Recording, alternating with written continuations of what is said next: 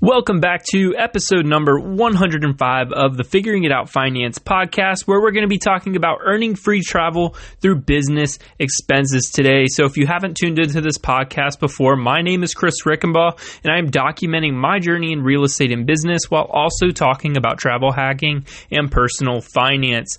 If you head over to figuringitoutfinance.com, you can find out all about me, and you'll find all of the links to my social media on Instagram and TikTok, where I post daily. And then you can find all of the links to wherever you listen to podcasts, where you can listen to this right here. So hopping into today's episode, it's going to be talking about how I'm earning my points and miles through my real estate business and why you should be doing the same thing. So basically, to start off here is figuring out why you should use a card instead of checks and debit. So, some people are really, really iffy on using credit cards, and I completely understand why. There's such a lot of toxic information and people mismanaging or mishandling money, and then it gets spun off in a way that credit is completely bad. But if you're in business, you need, or you should be using it, because you can have a lot more leverage. There's lots of perks and benefits, especially if you're using it correctly. Now, if you have not so great history using credit and with money, then I would stay away from it completely. But for responsible business owners, this is a good way to be able to, boost your business, because you're able to get lots of credit lines to forward your business and, tons and tons of things that I'm not going to keep going on, but I'm going to nail down mostly on the travel part and how I'm using it. So, using a card instead of checks and debit, this is how I was able to, rack up a ton of travel points and save over $6,000 on my week-long trip to Hawaii, where I proposed to my wife. So, travel can be a huge, huge thing, and that's how it is for me and my wife. We want to be able to travel a ton, so being able to, use these points and leverage them and figure out how to make the most out of them, that's what's going to be really important for us. So that's where I really stress on. So, and it's very, very simple. So the ways to earn points is through the typical earning of sign-up bonuses. So just for example, a personal business gold card through American Express, you get about a $60,000 point bonus. So that $60,000 equals up to, I think it's about $800 worth of, travel expenses. So, that's for hotels, flights, all of those things. But if you're able to sign up if you have a business and you're able to sign up through American Express for the business gold card, you could rack up to 175,000 points.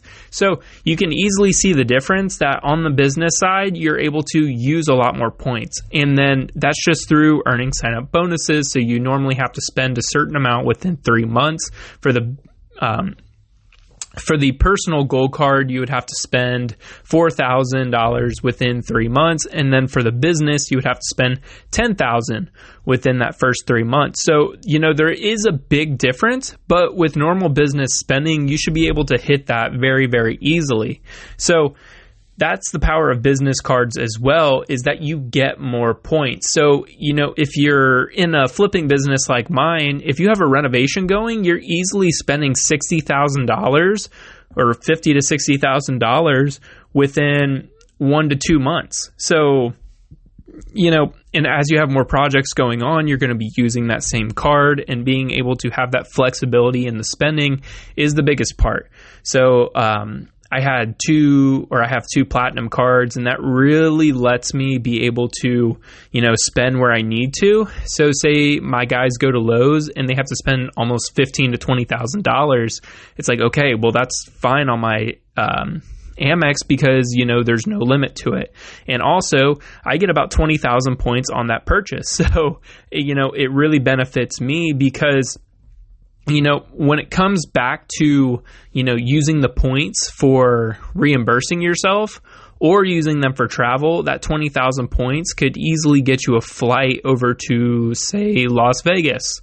Or, if you reimburse yourself, it would be easily under a couple hundred. It'd only probably be about $200 to $300, if that. So probably less than that, probably closer under to 200. So being able to use them for the travel, it's like, yeah, we're going to do that, then reimburse ourselves. So the easiest way to get into this is figuring out where you want your points in miles and how to maximize them. Or not points in miles, but just points and how to maximize them. So do you want travel or cash back?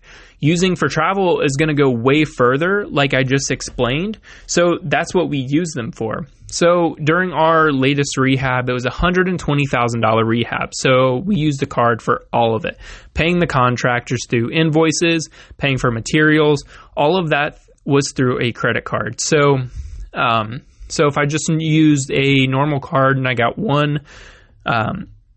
let's just say 1 point for every dollar spent, that's 120,000 points that we earn. That's a sign-up bonus. So, and we earn that through, if the rehab went for 3 months, we were able to do that within 3 months, where, trying to do that on my normal spending, you'd probably be only spending $3,000 to $4,000 per month personally.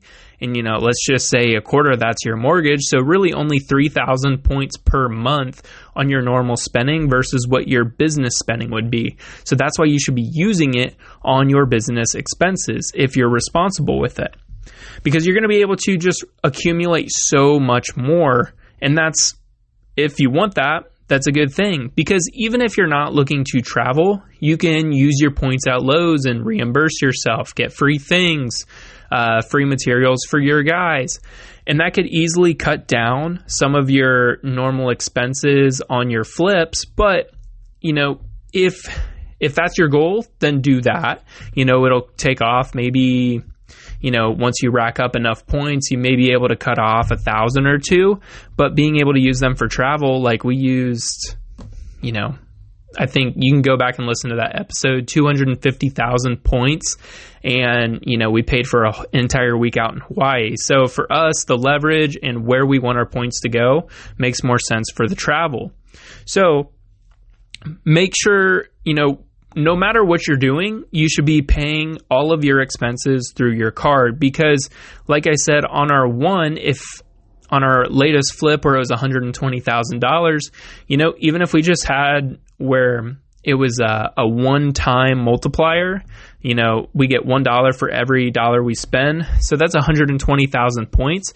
But if you're to use certain cards and do the homework, I think the Amex Gold is a good business card to go through for that, to where you can even get 4 to 5x on some purchases. So now, let's just say you were to get 4 times that $120,000, that starts to rack up to almost 500,000 points just through one normal flip. And that's going to pay for multiple vacations if you're smart and know how to go through that.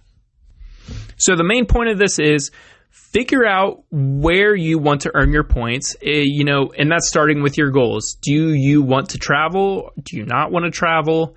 Do you want to cut down on your monthly expenses and use your points to reimburse yourself, or cut down on your flip expenses? But my whole point is, it's going to go a lot farther in the travel section rather than trying to reimburse yourself just 1,000 or 2 here and there. You're going to be able to get so much more out of it. And this is stuff I've learned from listening to the Travel Mom Squad. And that's what got me into feeling comfortable with the credit card. So I highly recommend their podcast as well. They do a lot of amazing trips, and me and my wife are in their group or their academy, to where we're watching the videos, we're learning and listening to them as they teach us how to maximize our points. And this is just stuff I'm really regurgitating from listening to them.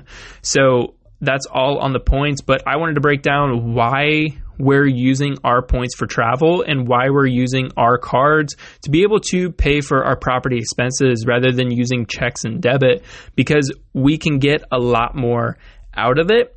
and we're doing the same thing. We're accomplishing the same goal. So that's all I got for today. We have closing this week on another flip, so that's going to be awesome. We have another under contract. We're pulling out of a contract, which I can probably get into at a later episode. So being able to get that money back and then start to go after a couple more flips here as we're sending out tons more offers.